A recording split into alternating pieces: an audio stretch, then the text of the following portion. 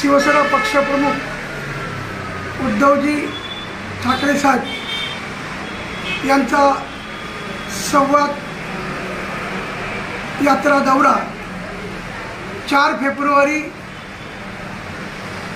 सिंधुदुर्ग जिल्ह्यामध्ये प्रत्येक विधानसभेमध्ये दौरा होत आहे।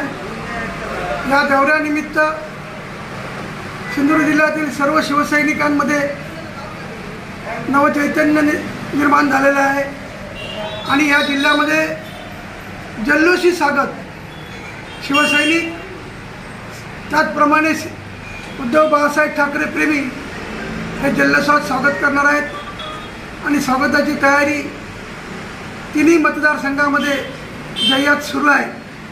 त्यामुळे सर्व शिवसेना पदाधिकारी आणि शिवसैनिकांमध्ये एक प्रकारे बळ निर्माण झालेलं आहे की उद्धव ठाकरे बरेच दिवसांनी या जिल्ह्यामध्ये येत आहेत आणि आल्यामुळे लवकरच या जिल्ह्यामध्ये या मतदारसंघामध्ये रत्नागिरी आणि सिंधुदुर्ग या मतदारसंघाची खासदारची निवडणूक हो घातलेली आहे।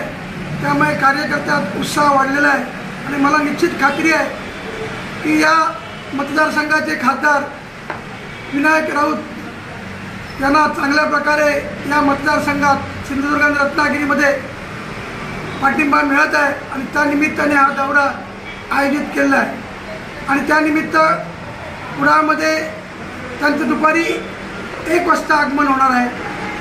प्रथम त्यांचं सावंतवाडी शहरात गांधी चौकात संवाद कार्यकर्त्यांशी आणि जनतेशी ते साधणार आहेत 11:15 वाजता। त्यानंतर 1 वाजता कुडाळमध्ये आणि 1 वाजता कुडाळमध्ये झाल्यानंतर ते मालवण येथे किल्ल्यावरती रवाना होणार आहेत आणि पुढील कार्यक्रम हा मालवणमध्ये आहे आणि मालवणनंतर आंगणेवाडी आणि आंगणेवाडीनंतर कणकवली असा त्यांचा 4 तारीखचा दौरा हा सिंधुदुर्गामध्ये आहे आणि त्यानिमित्त जय्यत तयारी सर्व कार्यकर्त्यांनी शिवसैनिकांनी तयारी केलेली आहे आणि उद्धवसाहेब ठाकरे या निमित्त सर्व जनतेशी संवाद साधणार आहे। निश्चितच कारण एक महिन्यावरती जवळजवळ आपली खासदारकीची निवडणूक होऊ घातलेली आहे आणि हा दौरा म्हणजे प्रचारच म्हटलं तरी निश्चित खरं आहे। विनायक राऊत साहेब या मतदारसंघाचे खासदारकीचे नाव निश्चित झालेलं आहे। मुळात केसरकर तो जो मतदारसंघ आहे सावंतवाडी मतदारसंघामध्ये केसरकर गेली 15 वर्ष त्या मतदारसंघाचं नेतृत्व करत आहे। गेली 10 वर्ष 7.5 वर्ष शिवसेनेच्या माध्यमातून त्यांनी त्या मतदारसंघात काम केलं। त्याविषयी कोणी कोणाची भेट घ्यावी हा त्यांचा प्रश्न आहे।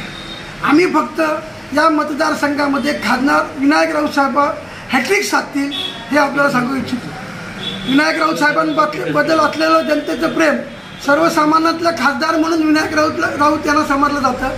आज ग्रामीण भागातील कुठलाही कार्यकर्ता कधीही जरी त्यांच्याकडे गेल्यानंतर तो हसतच बाहेर येतो। काम होऊन दे नाही तर नको होऊन दे, निदान कार्यकर्त्याला मान सन्मान मिळाला जातो हे विनायक राऊत यांच्याकडनं वागणूक मिळते। त्यामुळे ह्या सिंधुदुर्गाच्या जनतेने जे गेल्या 10 वर्षात विनायक राऊतांचं नेतृत्व स्वीकारलेलं आहे आणि निश्चित मला खात्री की पुढच्या 5 वर्षात सुद्धा पुढची 5 वर्ष सुद्धा नेतृत्व विनायक राऊत यांचं शिकवते। भाई तरी भाजप खासदार विनायक राऊत यांना होईल का? निश्चित बस ठाकरे मुख्यमंत्री असताना ते हॉस्पिटल साठी पैसे जे आले त्याचे भूमिपूजन सुद्धा सावंतवाडीमध्ये झालेलं होतं। ते मल्टीपीस हॉस्पिटलमध्ये वेतियामध्ये जागा देत होते पण दीपक केसरकरांच्या हट्टापायी ते वेतिया येथील हॉस्पिटल ते रद्द झालं आणि ते तसंच पडून राहिलं। त्यानंतर दीपक केसरकरांनी स्वतः आपण म्हटलेलं होतं मी चष्म्याचा कारखाना आणेन, तो कारखाना काय 5 वर्षात ते आणू शकले नाहीत आणि सिंधुरत्न योजना जी मुळात आहे ही मुख्यमंत्री उद्धवजी ठाकरे आणि महाविकास आघाडीची संकल्पना आहे। त्यावेळेस निधी येऊन पडलेला होता. आता ते सांगतात काय उद्धव ठाकरे साहेबांनी दिले नाही. उद्धव साहेब ठाकरेंनी काय दिलं ही त्या सिंधुदुर्ग जिल्ह्यातील जनतेला माहिती आहे. कारण ह्या जिल्ह्यामध्ये मेडिकल जे कॉलेज आलं हे कोणामुळे आलं, कोणी आणलं, या जनतेला सिंधुदुर्गाच्या ज्ञात आहे. एवढ्या वर्ष विमानतळ उद्घाटन होत नव्हती, ती सुद्धा कोणाच्या कारकिर्दीत उद्घाटन झालं आहे हे सुद्धा जनतेला ज्ञात आहे. त्यामुळे आता केसरकर जे बोलत आहेत, खोटं बोलत आहेत, मग रेटून बोलत आहेत. पण त्यावेळी काय सांगत होते आणि आता काय बोलत आहेत. सावंतवाडी मतदारसंघातील जनता शून्य आहे. ते उद्याच्या निवडणुकीमध्ये लोकसभेच्या काय आहे ते दाखवून देतील. मुळात शिंदे गट या सिंधुदुर्ग जिल्ह्यामध्ये कुठे आहे हे आपल्याला ज्ञात आहे. आजपर्यंत या शिंदे गटाची मोठी जाहीर सभा सिंधुदुर्गात का होऊ शकली नाही ह्याचं पण आत्मपरीक्षण शिंदे गटाने करावं. कुठेतरी धनशक्तीची लालच दाखवावी. तुमचं हे काम करतं, हे विकास काम करतं, आमच्या पक्षात प्रवेश करा, अशा प्रकारची जनतेत जाऊन दिशाभूल करण्याचं काम करतायत. पण अजूनपर्यंत त्यांना तसं ग्रामीण भागामध्ये सहकार्य मिळत नाही. कारण या जिल्ह्यामध्ये खासदार विनायक राऊत साहेब आणि आमदार वैभव नाईक यांच्यासारखे खासदार आणि आमदार असल्यामुळे सर्वसामान्याचा आमदार म्हणजे वैभव नाईक समजला जातो. सर्वसामान्यांना वेळप्रसंगाला मदत करणारा म्हणजे खासदार विनायक राऊतचा समजला जातो, वैभव नाईक समजला जातो. त्यामुळे या जिल्ह्यामध्ये किती जरी प्रयत्न केले तरी कोकणी माणसाचं जे उद्धव बाळासाहेब ठाकरे यांच्यावर असणारं प्रेम आणि अनेक मुंबईकर शिवसैनिक असंख्य कोकणी घडवण्याचं काम शिवसेनेने केल्यामुळे या सिंधुदुर्ग जिल्ह्यातील उद्धव बाळासाहेब ठाकरेवरती असणारं शिवसेना बाळासाहेब ठाकरे असलेलं प्रेम कदापि कमी होणार नाही. हे उद्याच्या निवडणुकीमध्ये निश्चित तुम्हाला कळेल.